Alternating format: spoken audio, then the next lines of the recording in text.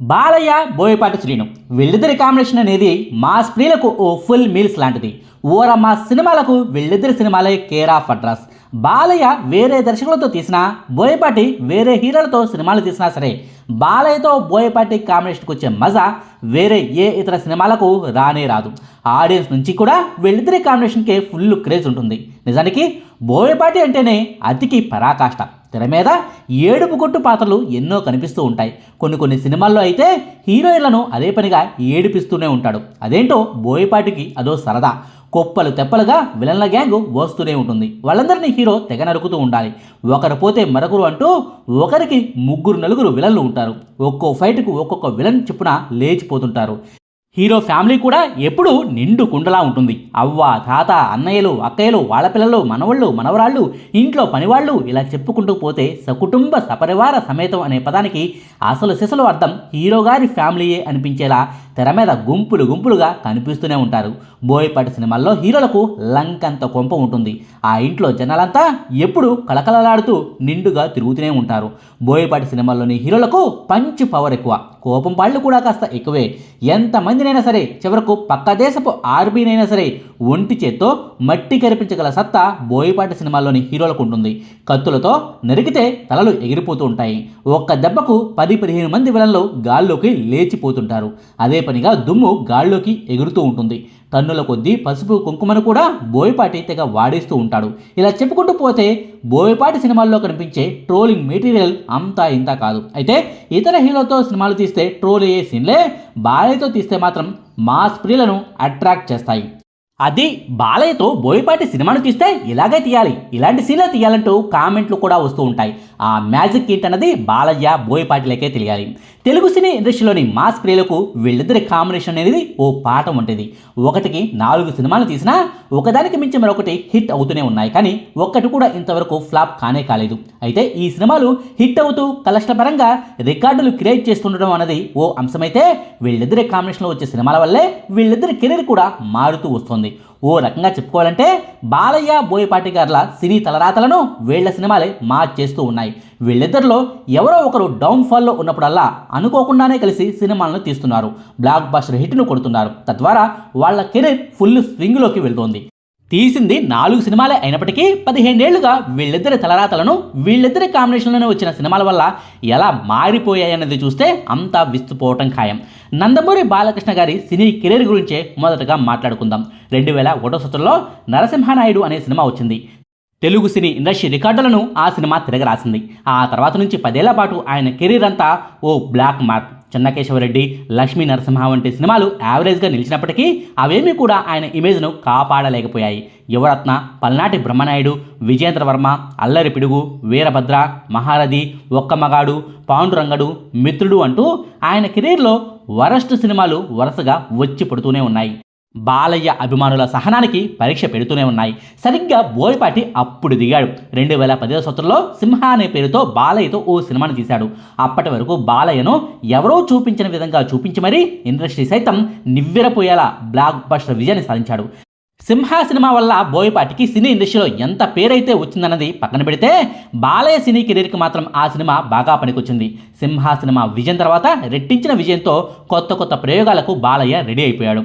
దాసరి గారితో పరమవీర చక్ర తీశారు. అది కాస్త డిజాస్టర్ అయి కూర్చుంది. బాపు గారితో శ్రీరామరాజ్యం అనే సినిమాను తీశారు. కమర్షియల్ లెక్కల్లో ఇమడలేకపోయింది, కానీ ఓ మంచి సినిమాను తీసామన్న పేరైతే వచ్చింది. అధినాయకుడు అంటూ త్రిపుల్ రోల్లో నటించారులే, కానీ అది కూడా వర్కౌట్ అవ్వలేదు. ఊ కొడతారా, ఉలిక్కి పడతారా అంటూ మొట్టమొదటిసారి ఓ యంగ్ హీరో సినిమాలో ఓ స్పెషల్ రోల్లో నటించారు. ఆ సినిమా కూడా వర్కౌట్ అవ్వలేదు. ఆ తర్వాత శ్రీమన్నారాయణ అనే పేరుతో సినిమాను తీశారు. యావరేజ్గా ఉన్నప్పటికీ బాలయ్య అభిమానుల ఆకలిని తెచ్చలేకపోయింది. చివరకు తనకు బ్లాక్ బస్టర్ హిట్ ఇచ్చిన బోయపాటితోనే మరోసారి బాలయ్య కనెక్ట్ అయ్యారు. 2014 సంవత్సరంలో లెజెండ్ అనే పేరుతో సినిమాను తీశారు. మరోసారి బ్లాక్ బస్టర్ విజయాన్ని అందుకున్నారు. ఇక లెజెండ్ సినిమా తర్వాత బాలయ్య మళ్ళీ స్పీడ్ను పెంచారు. లయన్ అన్నారు, డిక్టేటర్ అన్నారు, గౌతమిపుత్ర శాతకర్ణి అన్నారు, పైసా వసూలు అన్నారు, జై సింహ అన్నారు. ఎన్టీఆర్ బయోపిక్స్ను కూడా తీశారు. రూలర్ అనే పేరుతోనూ సినిమాను తీశారు. వీటిలో ఏ ఒక్కటి కూడా బాలయ్యకు బ్లాక్ బస్టర్ విజయాన్ని అందివ్వలేకపోయాయి. కొన్ని యావరేజ్గా ఆడాయి, కొన్ని జస్ట్ హిట్ టాక్ను తెచ్చుకున్నాయి, మరికొన్ని డిజాస్టర్లుగా మిగిలిపోయాయి. ఇదిరా మా బాలయ్య సత్తా అనిపించేంత రేంజ్లో మాత్రం హిట్ దక్కలేదు. లెజెండ్ సినిమా విడుదలైన 7 ఏళ్ల తర్వాత 2021 సంవత్సరంలో అఖండ అనే పేరుతో బోయపాటితోనే మరోసారి బాలయ్య ఓ సినిమాని తీశారు. అదిగో ఆ సినిమాయే బాలయ్య తలరాతను పూర్తిగా మార్చేసింది. తెలుగు సినీ ఇండస్ట్రీకి సరికొత్త బాలయ్యను పరిచయం చేసింది. ఈ తరం యూత్ కూడా బాలయ్యకు ఫ్యాన్స్గా మారిపోయేలా ఆ సినిమా చేసింది. అదిగో ఆ సినిమా తర్వాత నుంచి ఇప్పటి వరకు వరుస పెట్టి హిట్లను కొడుతూనే ఉన్నారు. వీరసింహారెడ్డి, భగవంత్ కేసరి, డాకు మహారాజ్, ఇప్పుడు అఖండ 2 అన్నీ కూడా సూపర్ డూపర్ హిట్లే. అభిమానుల ఆకలిని తీర్చిన సినిమాలే. అఖండ 2 సినిమా గురించి పక్కన పెడితే మిగిలిన 4 సినిమాలన్నీ కూడా నిర్మాతలకు లాభాలను తెచ్చిపెట్టిన సినిమాలే. గతంలో సినిమాల విషయంలో బాలయ్య ఏం తప్పులు చేశారో ఆయనకు అర్థమైందో లేదో కానీ ఇప్పుడు మాత్రం స్క్రిప్టుల విషయంలో చాలా జాగ్రత్త పడుతున్నారు. ప్రస్తుతం ఉన్న సీనియర్ హీరోల్లో ఏ ఒక్క హీరోకు కూడా ఈ రేంజ్లో వరుసగా 5 సక్సెస్లు లేవు. బాలయ్యకే ఆ రికార్డు సొంతం అన్నది పచ్చి నిజం. ఈ సక్సెస్ ప్రయాణానికి బాలయ్య కెరీర్ ఈ వయసులో కూడా ఇలా హై రేంజ్లో ఉండడానికి, యంగ్ హీరోలకు సైతం పోటీని ఇవ్వడానికి గల కారణాల్లో బోయపాటితో కలిసి చేసిన సినిమాలు కూడా ఓ ప్రధాన కారణమన్నది బాలయ్య అభిమానులు కూడా ఒప్పుకునే నిజం. ఆయన కెరీర్కు బోయపాటి సినిమాలు బాగాలే కలిసి వచ్చాయన్నది కూడా వాస్తవం. ఇక బాలయ్య సంగతి పక్కన పెడితే బోయపాటి సినీ కెరీర్ గురించి కూడా చెప్పుకోవాల్సిన అవసరం ఉంది. బోయపాటితో తీసిన సినిమాల వల్ల బాలయ్య సినీ కెరీర్ ఎలా ముందుకు దూసుకెళ్లిందో అదే స్థాయిలో బాలయ్యతో కలిసి తీసిన సినిమాల వల్ల బోయపాటి కెరీర్ కూడా తారాజువ్వలా దూసుకెళ్లింది. తెలుగు సినీ ఇండస్ట్రీలో బెస్ట్ మాస్ డైరెక్టర్ అనే పేరును తెచ్చుకున్నారు. 2005 సంవత్సరం నుంచి దర్శకుడిగా బోయపాటి శ్రీను సినిమాలను చేస్తూ ఉన్నారు. అంటే నేటికి సరిగ్గా 20 ఏళ్ళన్నమాట. భద్ర అనే సినిమాతో ఆయన సినీ కెరీర్ మొదలైంది.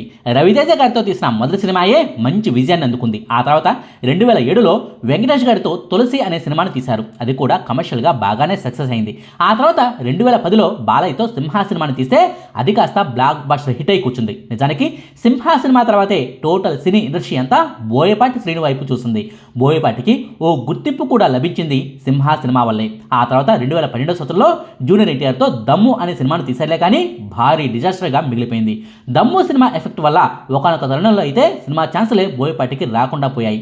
దీంతో తనకు బాగా కలిసి వచ్చిన బాలయ్యతోనే సినిమాను తీద్దామని ఫిక్స్ అయిపోయి ఆయన్ను ఊహించుకునే లెజెండ్ అనే కథను రాసుకున్నారు. బాలయ్యకు చెప్పి ఒప్పించి 2014లో ఆ సినిమాని తీశారు. ఆ సినిమా విజయం తర్వాత మళ్ళీ బోయపాటికి ఆఫర్లు రాసాగాయి. లెజెండ్ సినిమా విజయం తర్వాత ఏకంగా అల్లు అరవింద్ గారి నుంచి ఫోన్ కాల్ వచ్చింది. అల్లు అర్జున్కు ఓ మంచి మాస్ సినిమా తీసి పెట్టబోయ్ అంటూ ఆఫర్ ఇవ్వడంతో సరైనోడు అంటూ మాస్ మసాలా సినిమాను తీసి ఇచ్చారు. అదృష్టవశాత్తు అది కాస్త బ్లాక్ బస్టర్ హిట్ అయింది. యూట్యూబ్లో హిందీ జనాలకు కూడా ఆ సినిమా బాగా కనెక్ట్ అయింది. ఇక ఆ సినిమా తర్వాత 2017లో బెల్లంకొండ సాయి శ్రీనివాస్ కూడా బోయపాటి వద్దకు వచ్చి తనను మాస్ హీరోని చేయమన్నాడు. సరేనని జయజానకి నాయక అనే సినిమాను తీసిచ్చాడు. అది కూడా హిట్ అయింది. అల్లు అర్జున్ను మాస్ హీరోని చేశాడు. చివరకు బెల్లంకొండ శ్రీనివాస్ కూడా మంచి హిట్ ఇచ్చాడు. నాకు మాత్రం వర్కౌట్ అవుదా అని అనుకుని రామ్ చరణ్ గారు పిలిచి మరీ బోయపాటికి ఛాన్స్ ఇస్తే వినయ విధేయ రామ అనే పేరుతో ఓ సినిమాను తీసిచ్చాడు. రామ్ చరణ్ గారి కెరీర్లోనే వరస్ట్ సినిమాగా అది నిలిచిపోయింది. చివరకు రామ్ చరణ్ గారే స్వయంగా తన అభిమానులకు క్షమాపణలు చెప్తూ లేఖను విడుదల చేసుకోవాల్సి వచ్చింది కూడా. ఆ సినిమా దెబ్బకు మళ్ళీ బోయపాటి డౌన్ఫాల్ మొదలైంది. చాలామంది హీరోలకు కథలను చెప్పినా ఏ ఒక్క ప్రాజెక్టు కూడా వర్కౌట్ కాని పరిస్థితి. మరోవైపు బాలయ్య కెరీర్ కూడా కాస్త డౌన్ఫాల్లోనే ఉన్న సిచ్యుయేషన్. అందుకే ఇద్దరూ కలిసి మరోసారి ముచ్చటగా మూడోసారి కలిశారు. సినిమాను తీశారు. అఖండ అనే పేరుతో సినిమాను తీసి హ్యాట్రిక్ కొట్టారు. ఆ సినిమాతో బాలయ్య కెరీర్ ఆకాశాన్ని అంటితే బోయపాటికి కూడా దర్శకుడిగా ఛాన్సులు రాసాగాయి. 1కి 4-5 ఆఫర్లు కూడా వచ్చాయి. అయితే మొదటగా రామ్ పోతినేనితో స్కంద అనే సినిమాను తీసిన తర్వాత మిగిలిన ప్రాజెక్టులను ఒక్కొక్కటిగా చేసుకుందామనుకున్నాడు బోయపాటి. కానీ స్కంద సినిమా భారీగా డిజాస్టర్ అయిపోవడంతో మిగిలిన ప్రాజెక్టులన్నీ వాటంతటా అవే రద్దయిపోయాయి. తర్వాత చూద్దాంలే సార్ అంటూ ఒక్కో నిర్మాత కూడా వెనక్కు వెళ్ళిపోయిన పరిస్థితి. 2021 సంవత్సరంలో అఖండ సినిమా నుంచి 2025 సంవత్సరంలో ఇప్పుడు వచ్చిన అఖండ 2 సినిమా వరకు మధ్యలో బోయపాటి తీసింది ఒకే ఒక్క సినిమా, అదే స్కంద సినిమా. అటు చూస్తే బాలయ్య మాత్రం ఈ గ్యాప్లో మరో 3 సినిమాలను తీసి హిట్లు కొట్టారు. బోయపాటి కెరీర్ డౌన్లో ఉందనో లేక తనకే అనిపించిందో ఏమో కానీ బోయపాటితో మరోసారి కలిసి సినిమాను తీయాలనుకున్నారు బాలయ్య. నిజానికి ఓ పొలిటికల్ సబ్జెక్టును చేద్దామని మొదట్లో అంతా అనుకున్నారులే కానీ ఎలక్షన్ టైంకు అది పూర్తవని పరిస్థితులు ఉండడంతో సబ్జెక్టును మార్చుకొని అఖండ 2 సినిమా ప్రాజెక్టును రెడీ చేసుకున్నారు. ఇప్పుడు ఈ సినిమా కూడా హిట్ అవడం అనేది బాలయ్య కెరీర్కు పెద్దగా ఉపయోగపడేది ఏమీ లేదులే కానీ బోయపాటి కెరీర్కి మాత్రం బాగానే పనికొస్తుంది. అఖండ 2 సినిమా తర్వాత బోయపాటి ఎవరితో సినిమాను తీయబోతున్నాడో అనేది చూడాల్సి ఉంది. చూశారు కదా, బాలయ్య బోయపాటి శ్రీను గారులలో ఎవరో ఒకరు డౌన్ఫాల్లో ఉన్న సమయంలో ఇద్దరూ ఒకటవుతున్నారు. ఓ సినిమాను తీస్తున్నారు, మంచి హిట్ను కొడుతున్నారు. తద్వారా తమ కెరీర్లను ఫుల్ స్వింగ్లోకి తెచ్చుకుంటున్నారు. ఒకటి కాదు, రెండు కాదు, ఏకంగా 4 సినిమాలు వీళ్ళిద్దరి కాంబినేషన్లో వచ్చాయి. ఏ ఒక్క దానికి కూడా ఫ్లాప్ టాక్ రాలేదు. ఏ ఒక్క సినిమా కూడా బాగోలేదన్న టాక్ రాలేదు. అభిమానులు పెట్టుకున్న అంచనాలకు కాస్తంత ఎక్కువ డోస్ని ఇస్తూ ఒక్కో సినిమాకు ఆ డోస్ని పెంచుకుంటూ పోతున్నారు.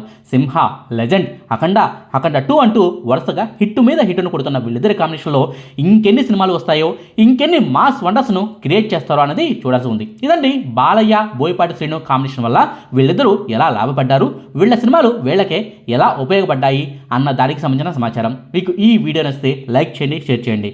మరిన్ని ఆసక్తికరమైన వీడియోల కోసం మా కొత్త ముచ్చట ఛానల్ను సబ్స్క్రైబ్ చేయడం మాత్రం మర్చిపోకండి. Thank you.